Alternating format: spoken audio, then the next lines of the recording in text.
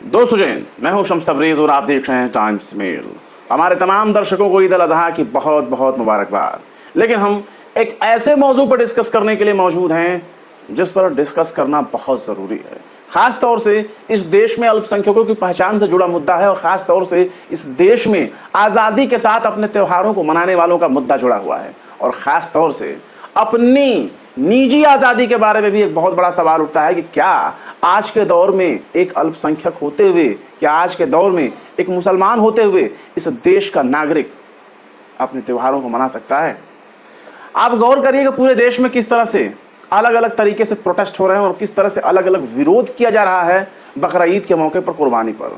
हम अपने ही एपिसोड में कई बार ये खबर दिखा चुके हैं कि किस तरह से अलग अलग त्योहारों पर और अलग अलग त्योहारों के मौक़ों पर बकरे की दुकान पे, चिकन की दुकान पे, मीट की दुकान पर लाइन लगाकर गोश्त खरीदने वाले तिलकधारी आपको देखने को मिल जाएंगे। लेकिन जब बकरा ईद का मौका आएगा तब हफ्ता दिन, 10 दिन, 15 दिन, 20 दिन पहले से ही एक कार्यक्रम शुरू हो जाएगा और कहा जाएगा कि जीव हत्या पाप है। ये पूरा प्रोपेगेंडा आपको देखने को मिलेगा, लेकिन सत्ता, सिस्टम और प्रशासन इन मामलों पर रोक नहीं लगाती है। शायद सहमति की बात होगी, शायद दोनों पक्षों के तालमेल की बात होगी, शायद दोनों पक्ष मिलजुल कर एक पक्ष को परेशान करने की कोशिश कर रहे हों, जिसका एक नतीजा, जीता जागता नतीजा आपको अभी अभी मध्य प्रदेश में देखने को मिला है, जहां एक आदिवासी जिले में 11 लोगों के घरों पर, मकानों पर बुलडोजर चला दिया गया और कहा गया कि वहां गौमांस बरामद हुआ, घर के अंदर से चमड़े बरामद हुए, घर के अंदर से उनकी हड्डियां बरामद हुई, ये तमाम चीजें। और कहा गया कि स्थानीय लैब की जांच रिपोर्ट में इस बात का भी पता चल गया कि वो गौमांस ही था और बाद में सेकेंडरी रिपोर्ट के लिए हैदराबाद भी उसके सैंपल भेजे गए। पर सवाल यहाँ ये है कि आखिर जांच कैसी की गई? क्या किसी कोर्ट ने आदेश दिया? क्या आपने चार्जशीट फाइल की या आपको किसी अदालत ने सजा सुनाई? आखिर कैसे आपने तय कर लिया कि उनका घर तोड़ा जाएगा? और ये घर तोड़ने वाला सिलसिला अगर आप एक उठा करके देख लें तो उत्तर प्रदेश से लेकर के बीजेपी और कई राज्यों में भी आपको इसका सिलसिला देखने को मिल जाएगा, जहां नाम और पहचान देकर निशाना बनाने की कार्रवाई के इल्जाम लगातार लगते रहे हैं और अभी भी लग रहे हैं। पर यहां दिक्कत यह नहीं है कि कौन किसको किस तरह से निशाना बना रहा है, यहां सवाल यह है कि आखिर अदालतें कहां गईं? वो अदालतें जो अपने इंसाफ के लिए जानी जाती हैं, वो अदालतें जो सत्ता, सिस्टम और प्रशासन को आंख में आंख मिलाकर उनसे जवाबदेही की उम्मीद करती हैं, उनसे जवाब हासिल कर लिया करती हैं, जो उनको शर्मसार करने के लिए मजबूर कर देती हैं, जो उनको किसी भी गलत फैसले को रोकने के लिए मजबूर कर देती हैं, वो अदालतें आखिर कहाँ हैं? लेकिन अगर न्यायपालिका से भी इतर अगर एक और व्यक्ति पर निशाना साधा जाए, एक और व्यक्ति से सवाल पूछा जाए, तो वो कहाँ हैं? हमारे इसी देश में इंडिया गठबंधन कितना झूम झाम करके अपनी सरकार बनाने की कोशिश कर रहा था, किस हद तक वो चुनाव लड़ा। उसी मध्य प्रदेश में कांग्रेस इंडिया गठबंधन है। वो इंडिया गठबंधन कहां है? वो इंडिया गठबंधन आखिर इस तरह के मामलों पर खामोशी क्यों अख्तियार कर लेती है? और ये बात तमाम अल्पसंख्यक समुदाय के लोगों को सोचना चाहिए और ये पूछना चाहिए कि जिन लोगों के लिए आपने जवानी लुटा दी, जिन लोगों के लिए आपने पुलिस के लाठी डंडे खाए, जिन लोगों के लिए आपने चिलचिलाती धूप में 45 डिग्री, 50 डिग्री, 53 डिग्री सेल्सियस पर आप गए, इतने भारी भरकम खतरनाक टेम्परेचर पर आप गए, वोट किए, डंडे खाए पुलिस के, तमाम तरह की परेशानियां झेली, अपमान झेले, आपको बेइज्जत किया गया, लेकिन फिर भी आप अपने मताधिकार का प्रयोग करने से पीछे नहीं हटे। आपने वोट दिया और इनको अच्छी खासी सीटें आपने निकाल दी, अच्छी खासी सीटें आपने इनके हाथ में, झोली में पकड़ा दी। कहां हैं ये लोग? पूछिए अपने उन नेताओं से, राहुल गांधी से पूछिए, सोनिया गांधी से पूछिए, मल्लिकार्जुन खड़गे से पूछिए, उनके बड़े बड़े प्रवक्ताओं से पूछिए कि आखिर इन घटनाओं के बदले में उनकी पार्टियां क्या कर रही हैं। क्या इतने जुल्म सितम सहने के बाद ये सेक्युलर नाम नेहात पार्टियां आपके लिए दो जबान हिलाकर बोल रही हैं? क्या ये लोग जिनके पास अदालतों में खड़े करने के लिए सैकड़ों हजारों वकीलों की टीम है, क्या बुलडोजर वाली कार्रवाइयों को लेकर के इन अदालतों में इन लोगों ने कभी दरवाजा खटखटाया? क्या इन लोगों ने सवाल जवाब किए? मध्य प्रदेश में तो पूरा एक सिलसिला है वहां पर नफरत का। वहां तो एक मुसलमान को भी टिकट नहीं दिया गया, सिर्फ इस वजह से कि कहीं बीजेपी उसका फायदा ना ले और ध्रुवीकरण ना हो जाए। राजस्थान में भी एक मुसलमान को टिकट नहीं दिया गया, महाराष्ट्र में भी एक मुसलमान को टिकट नहीं दिया गया, मध्य प्रदेश में भी नहीं दिया गया, लेकिन फिर भी मध्य प्रदेश की पूरी सीटों पर बीजेपी निकल गई। राजस्थान में उसने अच्छा प्रदर्शन किया बीजेपी ने। कहां थी कांग्रेस, कहां गई? जवाब क्यों नहीं दे रही है? ये बड़ा लंबा चौड़ा मामला देखने को मिल रहा है। मध्य प्रदेश में तो यहां तक कहा जा रहा है, जब सबके घर मकान तोड़ दिए जाते हैं आरोप लगने के बाद कि गौमांस बरामद हुआ है, गौ तस्करी ये कर रहे थे, इस तरह की बातें जब सामने आती हैं तो कहा जा रहा था कि उसका जो घर है वो सरकारी जमीन में बनी हुई थी। तो इतने दिनों तक पता नहीं चला। अब प्रशासन ये कह रहा है, स्थानीय प्रशासन, कि हमने नोटिस इशू किया तो कोई जवाब नहीं मिला, जबकि सबको मालूम है कि किस तरह से अगर परेशान करना होता तो प्रशासन अचानक बुलडोजर लेकर चली आती है और कहती कि हमने तो नोटिस भेजा था, एक बैक डेट में नोटिस भी दिखा देंगे, भले वो 24 घंटे पहले लाके लगाए हों, लेकिन उसके डेट 2-3 हफ्ते, 1 महीने, 2 महीने पे दिखा देंगे। तो इस तरह से परेशान करने का तरीका हो गया है। लेकिन सेक्युलर पार्टियों के नेता कहाँ हैं? आपको उनको खोजना पड़ेगा। अब्दुल रहमान हैं और ये महाराष्ट्र में अच्छे खासे पहचान के तौर पर जाने जाते हैं और पूर्व IPS रह चुके हैं, एक प्रशासनिक अधिकारी रह चुके हैं। और इन्होंने जो है लिखा है कि सवाल उठता है कि क्या FIR दाखिल हुआ, क्या जांच के बाद चार्जशीट दाखिल हुआ, क्या वे बीफ रखने के दोषी पाए गए, घर गिराना ये किस IPC की सजा है? पूरे न्यायिक प्रक्रिया को इस तरह बुलडोज करना पूरे देश के लिए खतरनाक और मानवता पर एक काला धब्बा है। हाई कोर्ट को स्वतः संज्ञान लेना चाहिए तमाम मामले। लेकिन ये पहला मामला तो है नहीं, खरगोन से लेके, इंदौर से लेके, उज्जैन से लेके कहां कहां नहीं चलाए गए। और कई बार जिन जिन आरोपों में लगाए गए सबके बाद जवाबदेही बस एक ही होती थी कि भैया वो इलीगल कंस्ट्रक्शन था, अतिक्रमण था। वो अतिक्रमण का अंदाजा पहले नहीं पता चलता है और जिन लोगों को चुन चुन कर निशाना बनाया जाता है पूरे शहर भर में, बस उन्हीं लोगों का अतिक्रमण होता है और बाकी सब बिल्कुल क्लियर है, बिल्कुल सच्चे हैं, बिल्कुल पाक साफ हैं।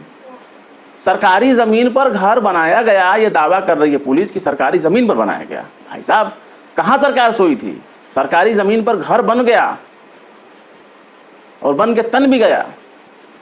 और जब घर मकान तन रहे थे, बन रहे थे, तब सत्ता सिस्टम कहां सोई थी? कौन से ठेके पर दारू पीकर सत्ता प्रशासन सोई हुई थी? उसको बताना चाहिए।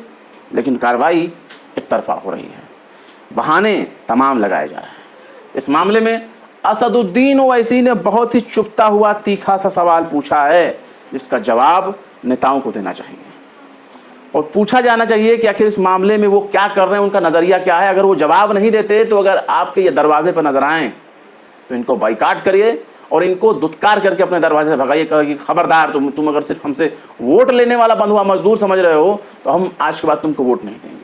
नोटा का बटन दबा देंगे लेकिन तुमको वोट नहीं देंगे। तुम चाहे कितना बड़ा अपने आप को सेकुलर बनो, समाजवादी बनो, कांग्रेसी बनो, बसपाई बनो, सपाई बनो, कोई भी बनो, हम वोट नहीं देंगे तुमको। नोटा पर टिप टाप के आएंगे, तुमको नहीं देंगे।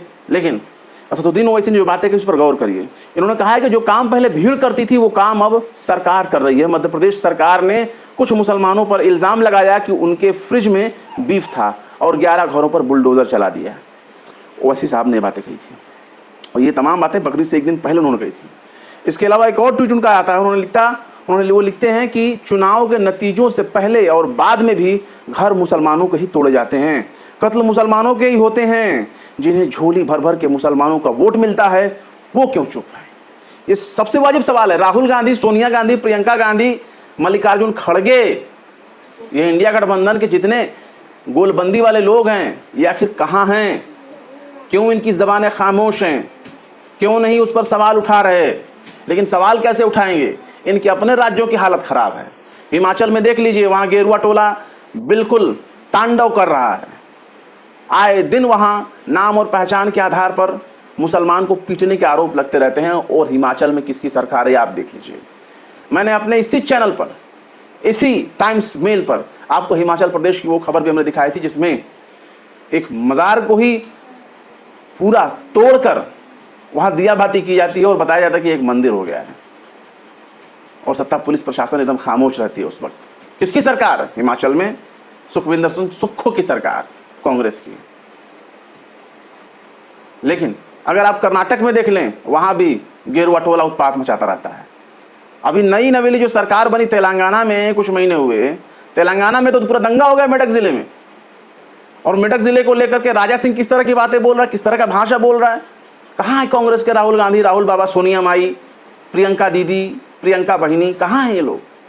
जवाब नहीं देंगे, सामने नहीं आएंगे, उन गरीब मुसलमानों को जाकर गले नहीं लगाएंगे, उन पीड़ित लोगों को जाकर सांत्वना नहीं देंगे, कुछ नहीं बोलेंगे।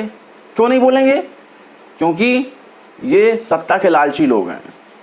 कोई भी गठबंधन की सरकार बन जाए, इंडिया गठबंधन की बन जाए, सपा गठबंधन की बजाय एनडीए गठबंधन की बन जाए, लेकिन क्या कोई फर्क पड़ने वाला है?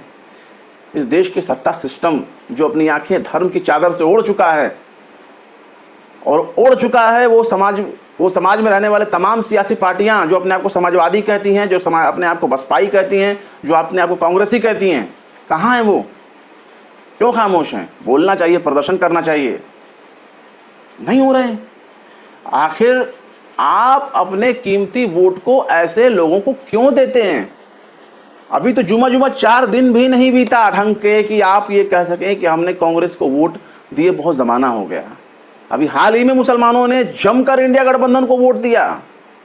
क्या बीजेपी को हराने का ठेका आपने ले रखा है? नहीं ले रखा ना।